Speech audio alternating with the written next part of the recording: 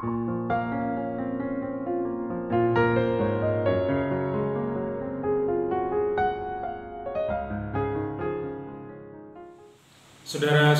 selamat pagi, berkah dalam.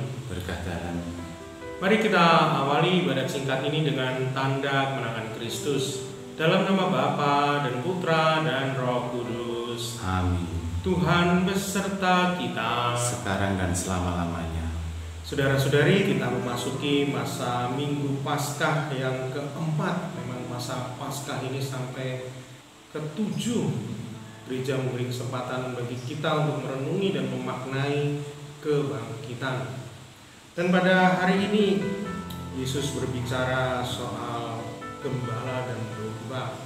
Sebagai domba, Kristus adalah sang gembala dan tugas kita adalah mengikuti Yesus supaya kita selamat.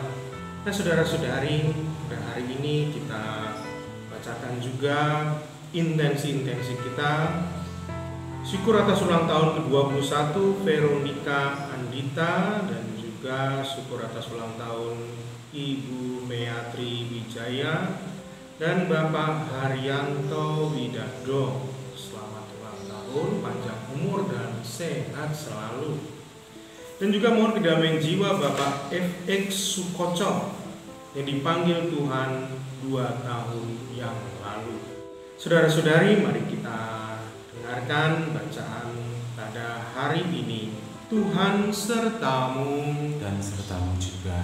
Inilah Injil Yesus Kristus menurut Santo Yohanes. Muliakanlah Tuhan.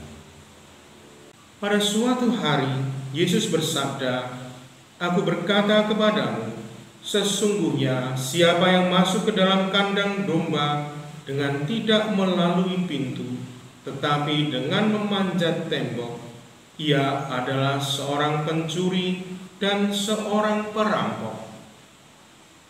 Tetapi siapa yang masuk melalui pintu, ia adalah gembala domba. Untuk dia penjaga pintu dan domba-domba mendengarkan suaranya, dan ia memanggil domba-dombanya masing-masing menurut namanya dan menuntunnya keluar. Jika semua dombanya telah dibawanya keluar, ia berjalan di depan mereka, dan domba-domba itu mengikuti dia, karena mereka mengenal suaranya. Tetapi seorang asing pasti tidak mereka ikuti, malah mereka lari daripadanya, karena suara orang-orang asing tidak mereka kenal." Itulah yang dikatakan Yesus dalam perumpamaan kepada mereka. Tetapi mereka tidak mengerti apa maksudnya ia berkata demikian kepada mereka.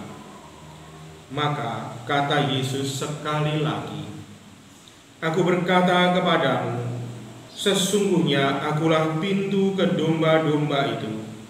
Semua orang yang datang sebelum aku adalah pencuri dan perampok, dan domba-domba itu tidak mendengarkan mereka.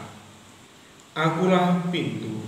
Barang siapa masuk melalui aku, ia akan selamat, dan ia akan masuk dan keluar dan menemukan padang rumput. Pencuri datang hanya untuk mencuri dan membunuh dan membinasakan. Aku datang supaya mereka mempunyai hidup dan mempunyainya dalam segala kelimpahan." Demikianlah Injil Tuhan. Terpujilah Kristus. Saudara-saudari, mungkin konsep gembala domba tidak terlalu dikenal di kehidupan kita sehari-hari, tetapi intinya adalah Tuhanlah gembala, Tuhanlah pemimpin, dan kita sebagai domba mengikuti sang pemimpin. Tanda cinta kita kepada Tuhan adalah ketika kita mau mengikuti perintah-perintahnya. Seberapa dalam iman kita terlihat dari seberapa ingin kita mengikuti sabda-sabdanya. Jadi Tuhan bersabda, kita menanggapinya. Itulah kedalaman iman. Kita masih masuki masa Paskah, merenungi kebangkitan, dan Tuhan Yesus telah bangkit menghapus segala dosa setelah mengalami sengsara dan kematian. Saudara-saudari, tidak ada kebangkitan tanpa kematian terlebih dahulu. Maka kita perlu mematikan hal-hal yang mungkin kurang berkenan dalam diri kita. Contohnya kemalasan. Ini salah satu dosa besar, kemalasan yang harus kita matikan supaya kita bisa bangkit. Kalau tidak, kita terjebak pada kemalasan terus-menerus sehingga hidup kita tidak berkembang. Hal lain lagi, sakit hati, kebencian harus dimatikan. Kalau tidak, hidup kita hanya terbelenggu oleh kebencian, sakit hati, sehingga kita tidak bisa menjadi manusia yang lepas, bebas. Fokus kita hanya pada bagaimana balas dendam. Kita tak akan pernah bisa bangkit. Kalau dia mengatakan, kalau ada yang menghina-hina, ya sudah, kita terima saja dulu. Lalu kita koreksi, evaluasi diri kita. Mungkin memang ada yang perlu kita perbaiki.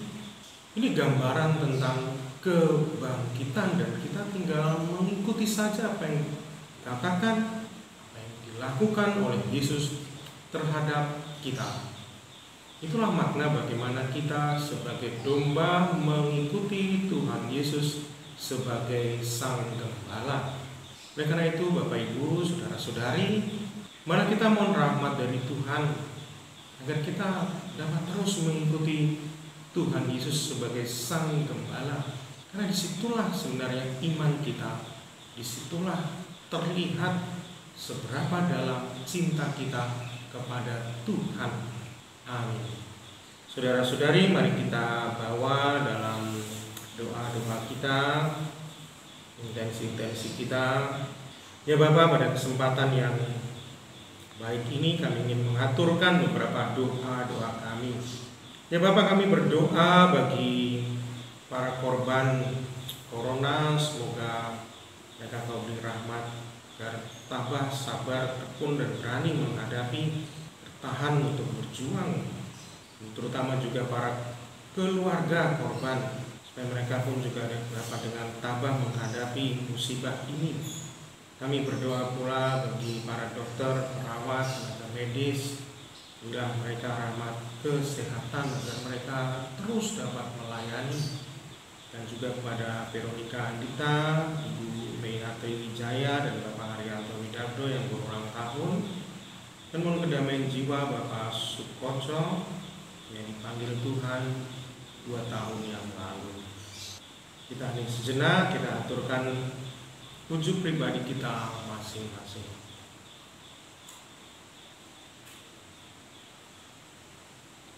Ya Bapa, demikianlah segala permohonan dapat kami sampaikan kepadamu demi Yesus Kristus Tuhan dan pengantara kami. Amin. Marilah berdoa. Ya Bapa yang Maha Pengasih dan Maha Penyayang, berilah rahmat-Mu kepada kami agar kami dapat meneladan Putra-Mu terkasih Tuhan kami Yesus Kristus yang menjadi gembala bagi kami, yang menjadi penuntun, menjadi pemimpin, agar kami dapat mengikutinya dengan segenap hati kami, agar kami pun juga diselamatkan. Ini semua kami lakukan demi Yesus Kristus Tuhan dan pengantara kami. Amin. Saudara-saudari, mari kita mohon berkat Tuhan. Tuhan sertamu, Dan sertamu juga. Allah yang Maha Kuasa dan kekal senantiasa memberkati kita semua, memberkati orang-orang yang kita cintai dan kita doakan pada hari ini, dalam nama Bapa dan Putra dan Roh Kudus. Amin. Dengan demikian ibadat kita sudah selesai. Syukur pada